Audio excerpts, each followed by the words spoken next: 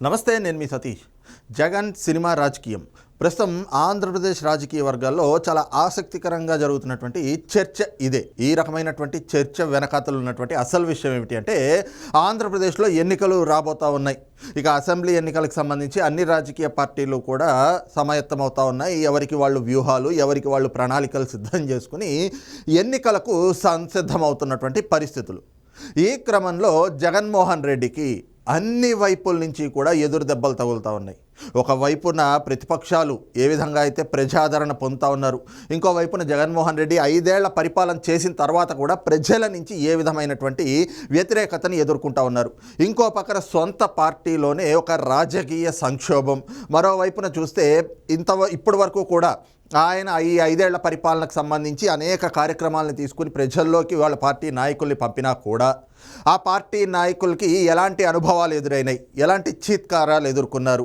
అలాగే ప్రస్తుతం ఏదైతే ఒకవైపున ఉద్యోగులు, ఇంకో పక్కన ఆశా వర్కర్లు, అంగన్వాడీలు, ఈ విధంగా డ్వాక్రా సంఘాల మహిళలు, ప్రతి ఒక్క వర్గం కూడా ఈ రోజున జగన్మోహన్ రెడ్డికి దూరం అయిపోతున్నటువంటి పరిస్థితి.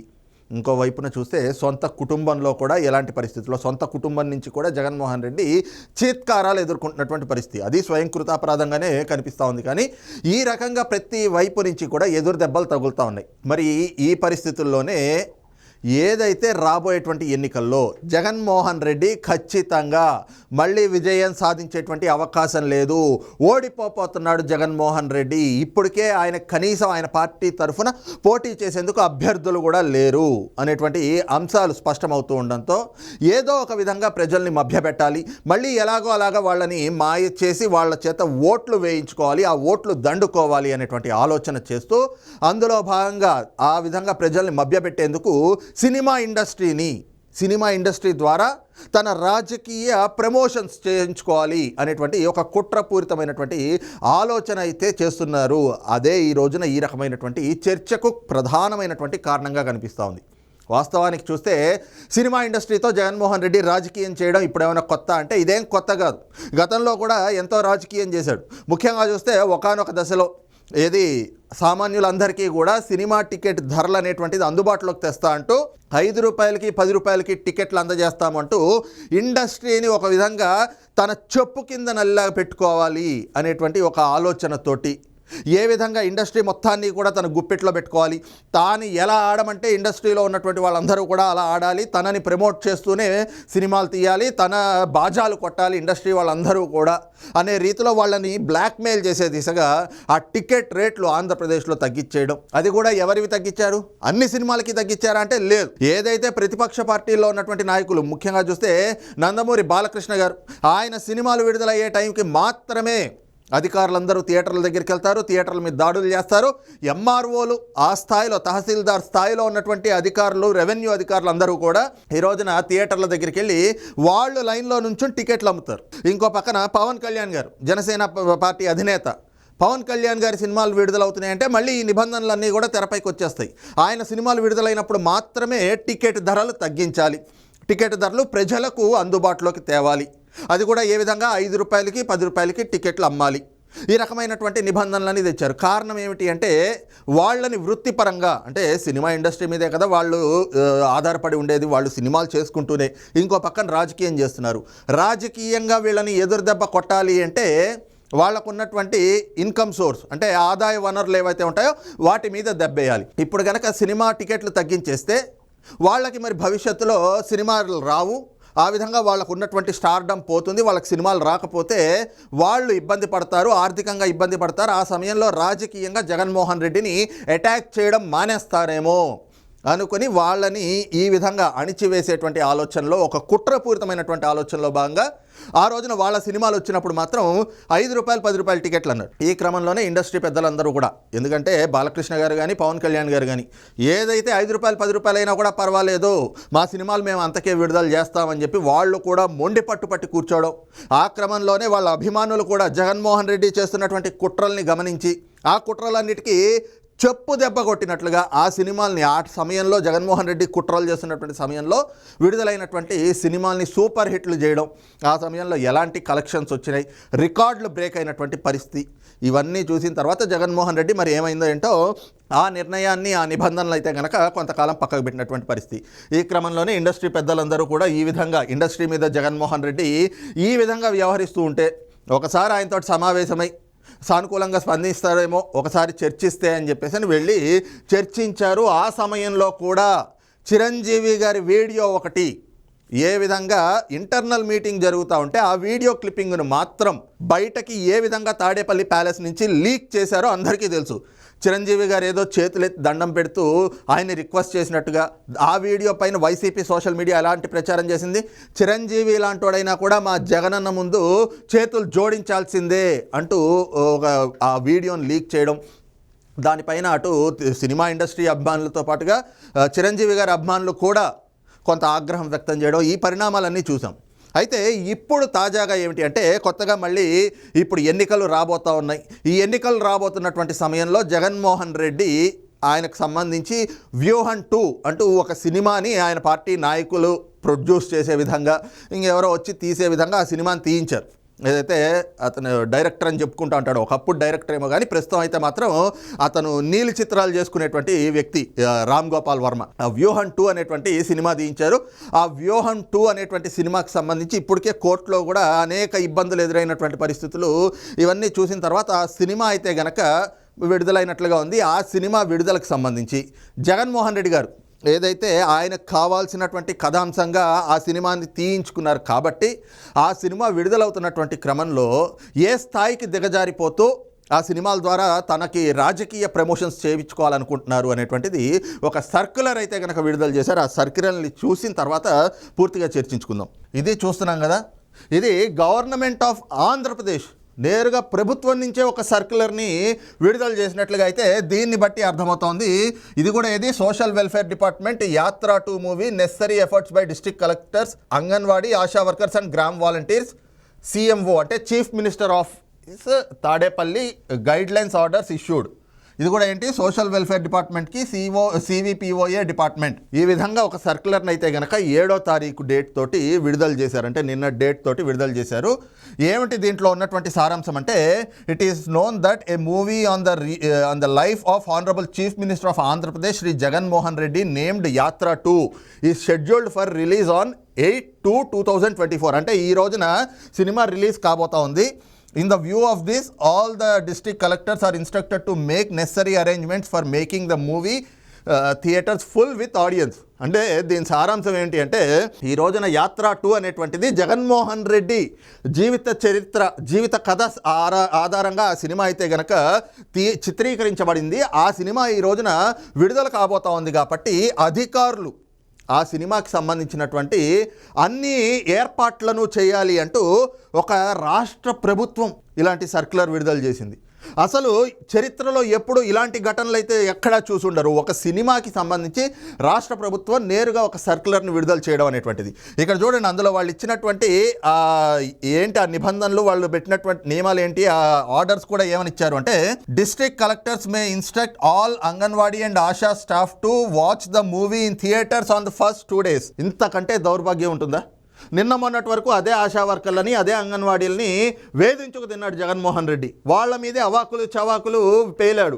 ఆయన పార్టీ నాయకులతోటి వాళ్ళని బండబూతులు తిట్టించాడు. ఆ తిట్టించి ఇప్పుడు ఏంటి, district collectors May instruct all anganwadi and ASHA staff to watch the movie in theatres on the first 2 days. అంటే మొదటి 2 రోజులు కూడా రాష్ట్ర వ్యాప్తంగా ఉన్నటువంటి ఆశా వర్కర్లు, అంగన్వాడీలు ఈ సినిమా ఖచ్చితంగా చూడాలి అని చెప్పి కలెక్టర్లు ఆదేశాలు జారీ చేయాలట. వాళ్ళెందుకు చూడాలి? వాళ్ళకి చూడాలి అని చెప్పి మీరు నిబంధనలు పెట్టమేంటి? ఒక రాష్ట్ర ప్రభుత్వము ఒక సినిమాకి ఈ విధంగా నిబంధనలు పెట్టమేంటి, సినిమా చూడాలి అంటూ? ఇది పెద్ద చోద్యంగా ఉంది. ఇంకోటి చూస్తే village volunteers also should be briefed about the matter and guidance may be given to them so that they would bring at least 10 beneficiaries of social welfare schemes to the theaters where the show is being run.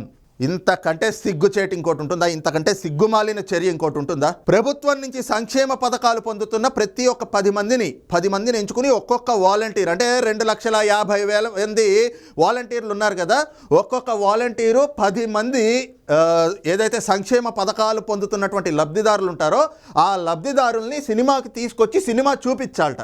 అలాగని చెప్పి కలెక్టర్లు ఆదేశాలు జారీ చేయాలి అంటూ రాష్ట్ర ప్రభుత్వం ఒక సర్క్యులర్ విడుదల చేసింది. ఇంకోటి చూస్తే, district collectors are also instructed to make arrangement with theatre owners so that each village or ward volunteer is allotted with 10 tickets for each show. 10 మంది లబ్ధిదారుల్ని తీసుకెళ్లి సినిమా చూపించాలి అని చెప్పడమే కాకుండా ఇదే ఓ దౌర్భాగ్యం అనుకుంటా ఉంటే, ఇంకో పక్కన ఏం చెప్తున్నారు, కలెక్టర్లట థియేటర్ యాజమాన్యంతో మాట్లాడి ఒక్కొక్క వాలంటీర్కి, గ్రామ వాలంటీరు, వార్డు వాలంటీర్లకి 10 టికెట్ల లెక్కన మీరు వాళ్ళు రాగానే వాళ్ళకి మీరు అలాట్ చేయండి, వాళ్ళు డబ్బులు కట్టరో తర్వాత సంగతి. ఇది ప్రభుత్వం ఆదేశాలు కాబట్టి ఒక్కో వాలంటీర్కి 10 టికెట్లు ఇవ్వండి అని చెప్పి కలెక్టర్లు థియేటర్ యాజమాన్యానికి ఆదేశాలు జారీ చేయాలట. మరి కలెక్టర్ స్థాయి వ్యక్తులు ఆర్డర్స్ పాస్ చేసిన తర్వాత టికెట్లు ఊరికే ఇస్తారు కదా, ఆ టికెట్లు పట్టుకుని 10 మంది లబ్ధిదారులను తీసుకెళ్ళి, సంక్షేమ పథకాలు పొందుతున్నటువంటి 10 మంది లబ్ధిదారులను తీసుకెళ్ళి జగన్మోహన్ రెడ్డి జీవితం కథ ఆధారంగా తీసినటువంటి ఈ సినిమాని వ్యూహం టీని బలవంతంగా వాళ్ళని కూర్చోబెట్టి, ఇప్పటికే సభలకి బలవంతంగా తీసుకొస్తున్నారు, ఇప్పుడు వాళ్ళని బలవంతంగా తీసుకెళ్లి థియేటర్లో కూర్చోబెట్టి ఈ సినిమా చూపించాలి. అలాగా ప్రతి ఒక్క వాలంటీర్ 10 మంది లెక్కన 2,50,000 మంది వాలంటీర్లో 10 మంది లెక్కన అంటే 2,50,00,000 మంది అవుతారు. అందులో కనీసం 50 లక్షల మంది పోయినా 2 కోట్ల మంది మనకు ఓట్లేస్తారు. ఆ సినిమా చూస్తే సినిమా ఇంపాక్ట్ జనాల మీద ఉంటుంది కదా, ఖచ్చితంగా మనకు ఓటేస్తారు. ఇది జగన్మోహన్ రెడ్డి ఆలోచనగా కనిపిస్తూ ఉంది. ఇవే కాదు, ఇంకా దరిద్రాలు ఉన్నాయి ఇందులో. Heads of all the departments are hereby instructed that an order may be issued suggesting that every government employee under their office should watch the movie on the upcoming weekend. Details of theatres where the movie is being screened should also be circulated in every government office. ఇది ఇంకో చండాలం. ఈ చండాలం ఏమిటి అంటే, head of the departments, ప్రతి ఒక్క ప్రభుత్వ కార్యాలయంలో head of the departments ఉంటారు కదా, ఆ హెడ్ ఆఫ్ ద డిపార్ట్మెంట్స్ ఎవరైతే ఉంటారో వాళ్ళ కింద ఉండేటువంటి ఉద్యోగులందరికీ కూడా ఈ వీకెండ్లో, అంటే ఈ వారాంతంలో మీరు ఖచ్చితంగా మీ కుటుంబాన్ని తీసుకెళ్ళి, లేదంటే మీరైనా వెళ్ళి ఈ వ్యూహం 2 అనేటువంటి సినిమాని ఖచ్చితంగా చూడాలి.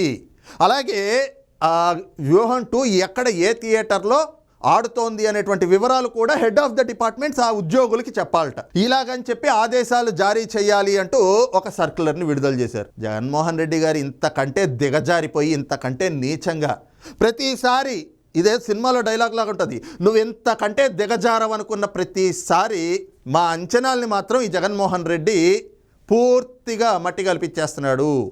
అలాగే కనిపిస్తూ ఉంది ఇది చూస్తూ ఉంటే. ఇంకా చూడండి, in case any employee want to watch the movie along with their family, he may be given half day leave only upon submitting the book tickets. ఇంతకంటే దుర్మార్గము, ఇంతకంటే దౌర్భాగ్యం ఏ రాష్ట్ర ముఖ్యమంత్రికి ఇంత మనకు స్వతంత్రం వచ్చిన చరిత్రలో, ఈ 75 ఏళ్ల స్వతంత్ర భారతదేశ చరిత్రలో జగన్మోహన్ రెడ్డి అంత దిగజారిపోయిన ముఖ్యమంత్రి, ఈ విధంగా ఇంత నీచానికి ఒడిగడుతున్నటువంటి ముఖ్యమంత్రి ఎవరు ఉండరేమో అని అయితే మాత్రం ఈ సర్క్యులర్ చదువుతుంటే అర్థమవుతుంది.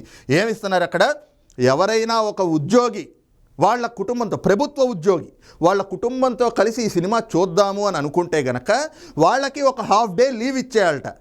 అది కూడా ఏంటి, ఇదిగో మేము వ్యూహం 2 సినిమా టికెట్లు బుక్ చేసుకున్నాము అని టికెట్లు చూపిస్తే హాఫ్ డే లీవ్ వాళ్ళకి శాంక్షన్. ఇది జగన్మోహన్ రెడ్డి గారి ప్రభుత్వం ఒక సర్క్యులర్ విడుదల చేసింది. అలాగే all the district collectors are hereby instructed to send a compliance report on daily basis highlighting the collections of the movie made by the end of the day. కలెక్టర్లని ఈ స్థాయికి దిగజార్చిస్తూ ఉన్నారు. జిల్లా కలెక్టర్లు అంటే ఆ జిల్లాలో ఉన్నటువంటి పరిస్థితులు ఏంటి, అక్కడ వనరులను కాపాడుతున్నామా, అక్కడ ఏ విధంగా అభివృద్ధి చేస్తున్నాం, అక్కడ ఉన్నటువంటి సమస్యల పరిష్కారం ఎట్లా అవుతున్నాయి, ప్రతి ప్రాంతంలో కూడా ఎలాంటి సమస్యలు ఉన్నాయి, ఆ సమస్యల పరిష్కారానికి ఎలాంటి ఆలోచనలు చేయాలి, ఎలాంటి నిర్ణయాలు తీసుకోవాలి, ఎలాంటి కృషి చేస్తే బాగుంటుంది, ఇలాంటి ఆలోచనలు చేస్తారు ఐఏఎస్ అధికారులు. వాళ్ళని ఏం చేస్తున్నారు, ఈ రోజున జగన్మోహన్ రెడ్డి తీసుకొచ్చి ఏ రోజుకి ఆ రోజు మీ జిల్లాలో ఉన్న థియేటర్లలో ఎన్ని థియేటర్లలో ఈ వ్యూహం సినిమా ఆడింది, వాటికి మొత్తం ఆ రోజు కలెక్షన్స్ ఎంత అనేటువంటిది సాయంత్రం అయ్యేటప్పటికి సెకండ్ షో అయిపోద్ది కదా, సెకండ్ షో అయిపోయిన తర్వాత కలెక్టర్లట ప్రతి చోట నుంచి ఫోన్లు తెప్పించుకుని వాళ్ళతోటి ఆ రిపోర్ట్ తెప్పించుకుని, ఇదిగో ఈ ఊర్లో ఇన్ని థియేటర్లు, ఈ థియేటర్లో 300 రూపాయలు వచ్చినాయి, ఈ థియేటర్లో ఇంకో 500 రూపాయలు వచ్చినాయి, ఇలాగా ఒక రోజు కలెక్షన్ ఎంత వచ్చింది అనేటువంటిది ఆ సినిమా కలెక్షన్లు చూసుకోవాలి కలెక్టర్లు. ఈ స్థాయికి కలెక్టర్లను దిగజారు చేస్తూ ఉన్నాడు జగన్మోహన్ రెడ్డి. అయితే ఈ సర్క్యులర్ అనేటువంటిది ఎవరి పేరు మీద వచ్చింది అంటే, by order and in the name of the governor of Andhra Pradesh నీలం సాహ్ని గారు, chief secretary to the government. ఆవిడ పేరుతోటి ఈ సర్క్యులర్ విడుదలైనట్లుగా అయితే ప్రస్తుతం ఇది సోషల్ మీడియాలో చక్కర్లు కొడతా ఉంది. అయితే దీని మీద సంతకం లేదు, కానీ ఇది ఎంతవరకు వాస్తవం ఎంతవరకు అబద్ధం అనేది తెలియదు. కానీ ఈ విధంగా రాష్ట్ర ప్రభుత్వం మాత్రం ఒక సర్క్యులర్ని నిజంగా విడుదల చేసినట్లయితే ఇంతకంటే దిగజారిపోయినటువంటి ముఖ్యమంత్రి రాష్ట్ర చరిత్రలో కాదు, దేశ చరిత్రలోనే ఎవ్వరూ ఉండరు అన్నటువంటి ఒక అభిప్రాయం అయితే కనుక రాజకీయ విశ్లేషకుల నుంచి వ్యక్తమవుతా ఉంది. మరి ఈ అంశంపైన మీ అభిప్రాయం ఏమిటి అన్నది కూడా కామెంట్ సెక్షన్లో మెన్షన్ చేయండి. Thank you.